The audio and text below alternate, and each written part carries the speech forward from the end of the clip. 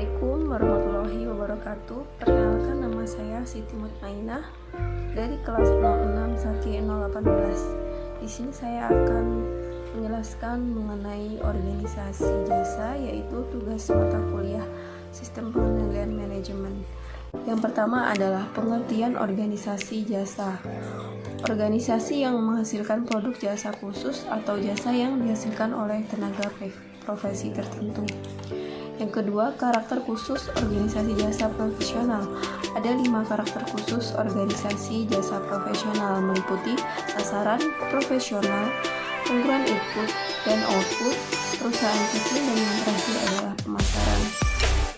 Kemudian saya akan menjelaskan yang pertama mengenai sasaran. Organisasi profesional memiliki relatif sedikit aktiva yang berwujud. Aktiva utamanya adalah keterampilan dan staf profesionalnya yang tidak muncul di neraca perusahaan. Sasaran terkait adalah peningkatan ukuran organisasi. Kemudian profesional. Organisasi profesional adalah organisasi yang padat karya dan karyawannya adalah orang-orang yang khusus. Banyak profesional lebih menyukai bekerja secara independen daripada sebagai bagian dari suatu tim. Kemudian pengukuran input dan output. Output dari organisasi profesional tidak dapat diukur dengan ukuran fisik seperti unit, ton, ataupun galon. Selanjutnya perusahaan kecil, dengan beberapa pengecualian seperti beberapa kantor, pengacara, dan kantor akuntan. Organisasi profesional biasanya relatif kecil dan beroperasi di satu lokasi kerja saja. Manajemen senior dalam organisasi semacam itu dapat secara pribadi mengamati apa yang sedang berlangsung dan secara langsung bisa memotivasi karyawannya. Perusahaan manufaktur terdapat garis pemisah yang jelas antara aktivitas pemasaran dengan aktivitas produksi. Hanya manajemen senior yang menaruh perhatian pada keduanya. Kemudian sistem pengendalian manajemen organisasi jasa profesional meliputi 5 hal, yaitu penentuan harga, pusat laba dan penetapan harga transfer, perencanaan strategis dan penyusunan anggaran. Yang keempat, pengendalian operasi, dan yang terakhir adalah pengukuran dan penilaian kinerja. Kemudian organisasi jasa keuangan. Yang pertama adalah sektor jasa keuangan. Sektor jasa keuangan ini merupakan tulang punggung penting dari perekonomian Amerika Serikat dan dunia.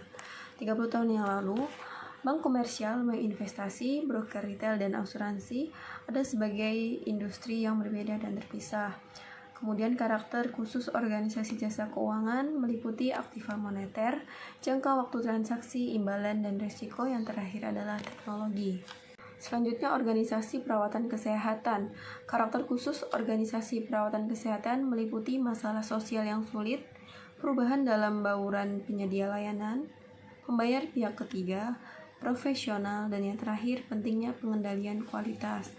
Kemudian proses pengendalian manajemen organisasi perawatan kesehatan. Proses penyusunan anggaran tahunan adalah secara konvensional.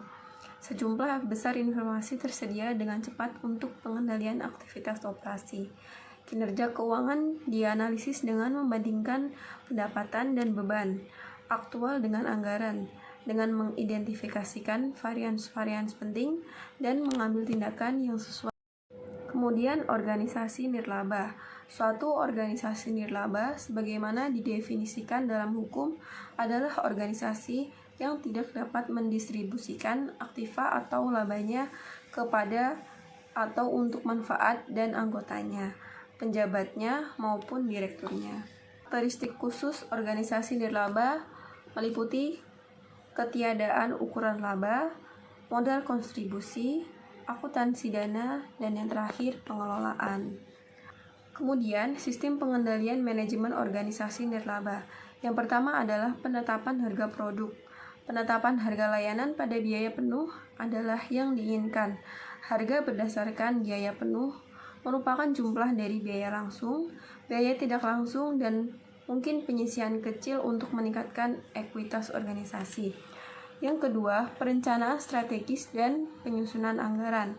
Dalam organisasi nirlaba yang harus memutuskan mengenai bagaimana cara yang terbaik untuk mengalokasikan sumber daya yang terbatas ke aktivitas-aktivitas yang berharga, perencanaan strategis adalah proses yang paling penting dan lebih banyak memakan waktu dibandingkan dengan dalam bisnis yang biasa. Yang ketiga, evaluasi dan operasi.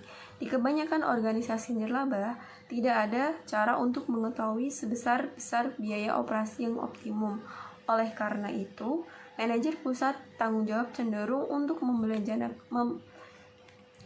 Yang ketiga, evaluasi dan operasi. Di kebanyakan organisasi nirlaba, tidak ada cara untuk mengetahui seberapa besar biaya operasi yang optimum. Oleh karena itu, manajer pusat tanggung jawab cenderung untuk membelanjakan apa saja yang diperbolehkan dalam anggaran, meskipun jumlah yang dianggarkan tersebut mungkin lebih tinggi daripada yang diperlukan.